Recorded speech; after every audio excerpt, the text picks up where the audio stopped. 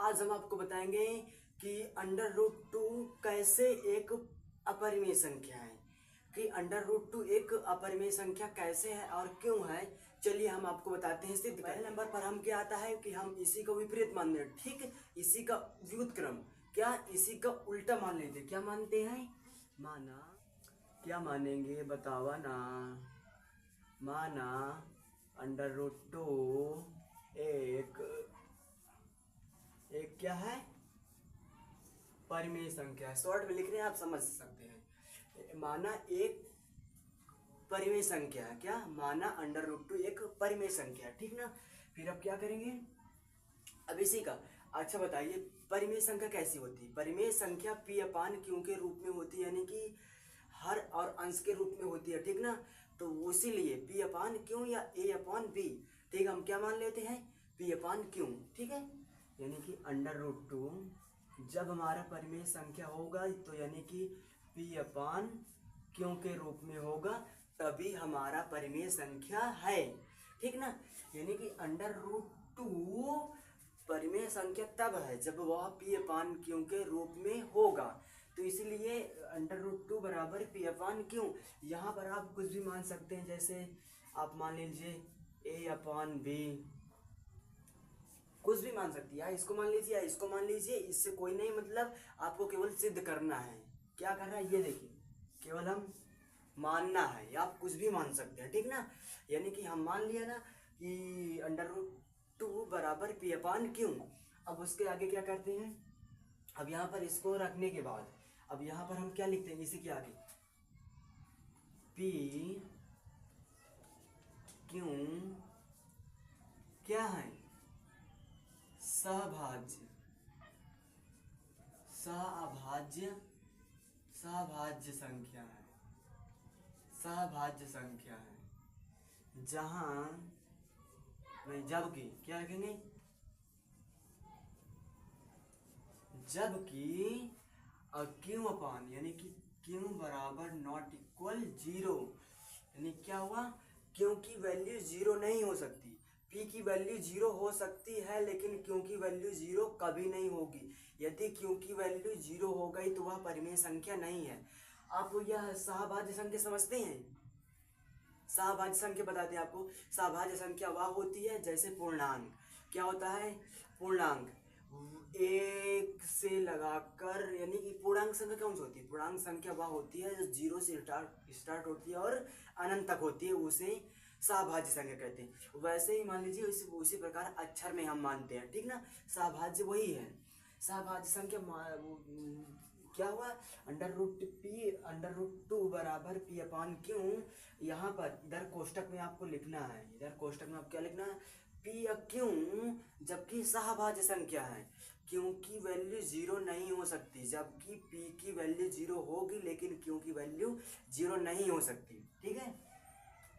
अब आती है बारी, अगली बारी। अब हम यहाँ पर क्या लिखेंगे, दोनों पक्षों में क्या करने पर, वर्ग करने पर, दोनों पक्षों में वर्ग करने पर। ये क्या लिखा, दोनों पक्षों में वर्ग करने पर। अब ठीक है, अब इसी का आप दोनों पक्षों में वर्ग कर दीजिए, ठीक है। अब दोनों पक्षों में वर्ग कर दीजिए, कैसे हो जाएगा,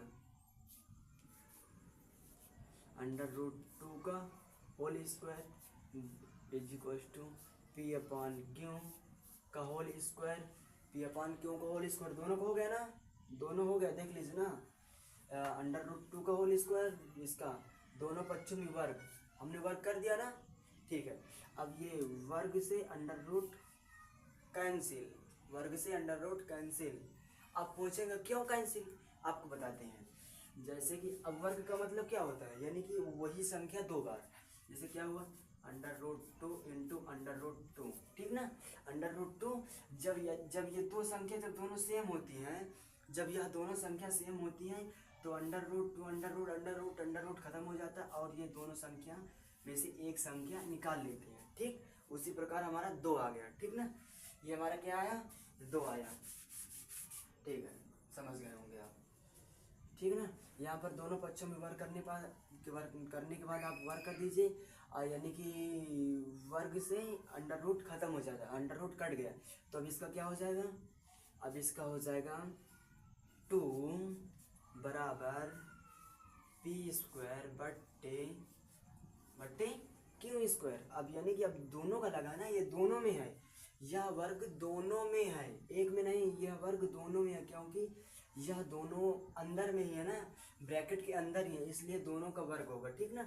अब दोनों पक्षों में वर्ग होने पर अब हम इसको क्या लिख सकते हैं, अब हमको एक लिखना है।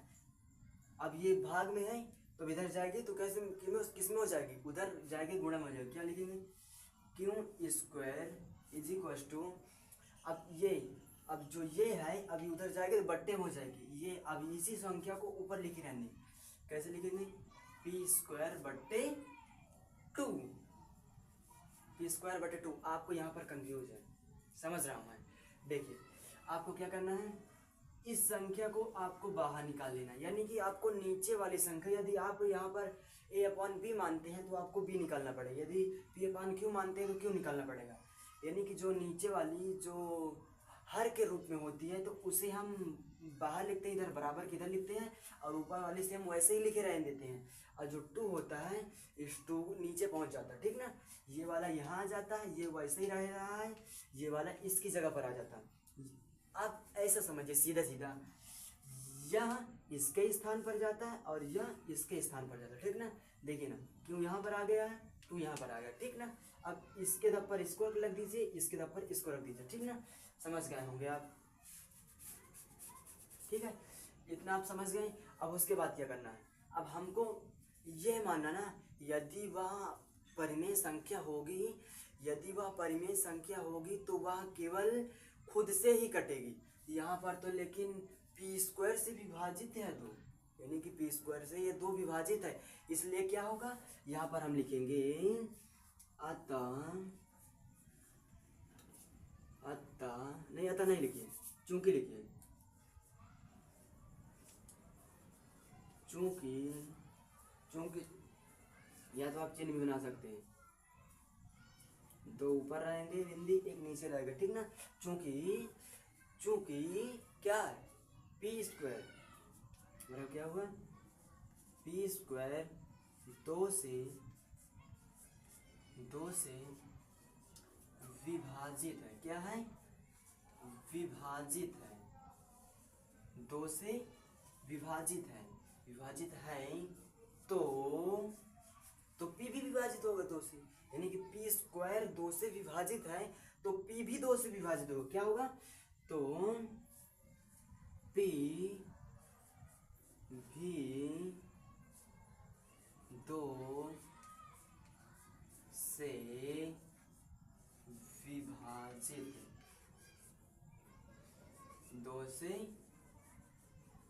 2 से विभाजित होगा, ठीक ना।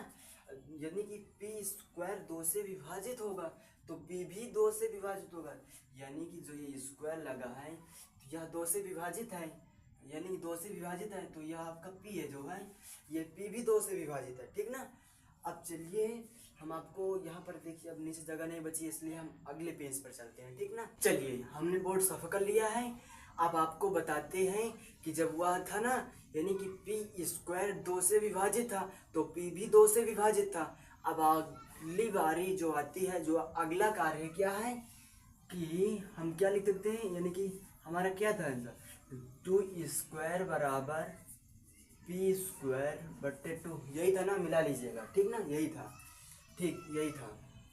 अब हम इसको क्या लिख सकते हैं, यहाँ पर कैसे लिखेंगे, यहाँ पर हम लिख सकते हैं, क्या लिखेंगे, p, ये क्या है, p बराबर 2 है, यानी 2 रहेगा, यानी कि p से 2 विभाजित है तो हम इसकी जगह पर कुछ भी अक्षर रख सकते हैं, अपने हिसाब से बताइए आपका क्या नाम है, चलिए आपका नाम आर से आता है, ठीक है, हमने यहाँ पर आर मान लिया, ठीक है, आर यहाँ पर क्या लिखेंगे, हम लिख सकते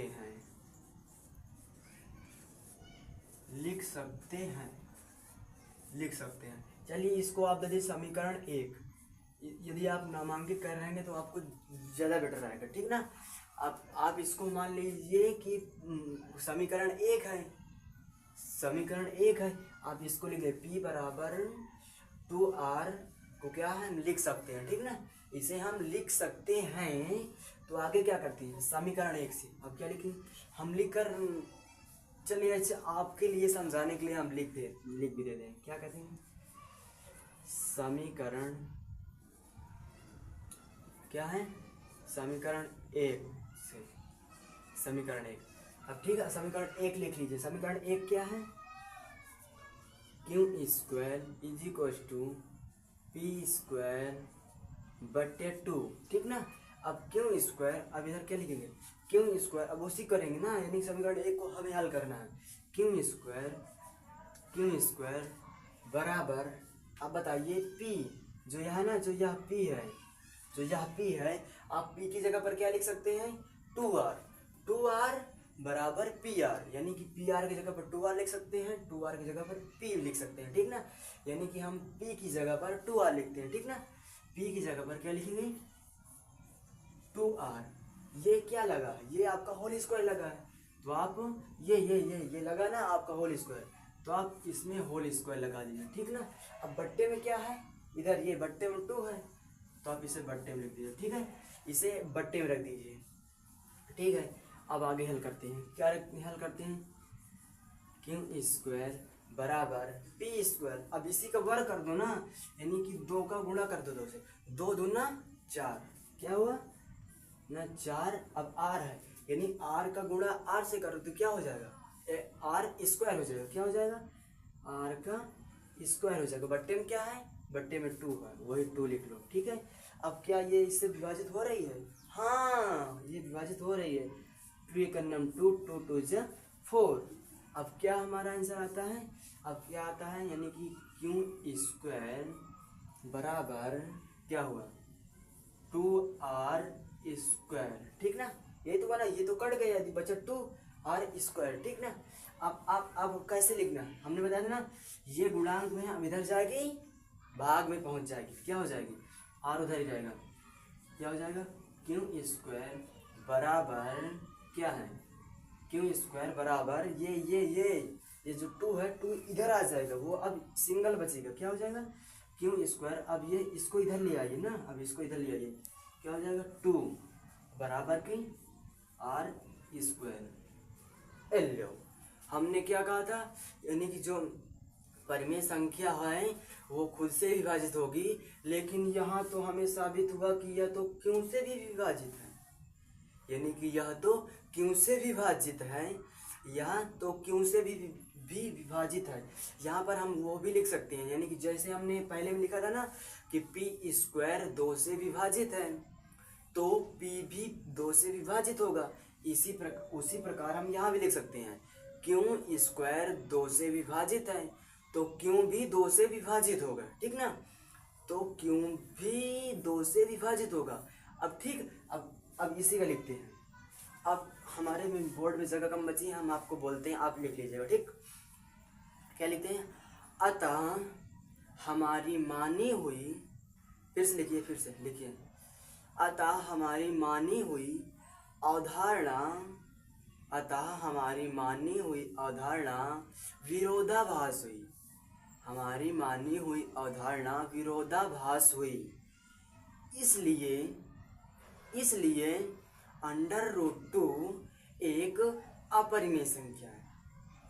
क्या है अतः हमारी मानी हुई अवधारणा विरोधाभास है, इसलिए √2 एक अपरिमेय संख्या है, ठीक है। फिर से एक बार बोलते हैं अतः हमारी मानी हुई अवधारणा विरोधाभास है, इसलिए √2 एक अपरिमेय संख्या है। तो हमें आई होप आपको यह वीडियो समझ में आया होगा और आपको ये सवाल भी समझ में आ गया होगा। यदि कोई भी डाउट हो तो इसमें तो आप कमेंट करिएगा, हम बताएंगे। धन्यवाद।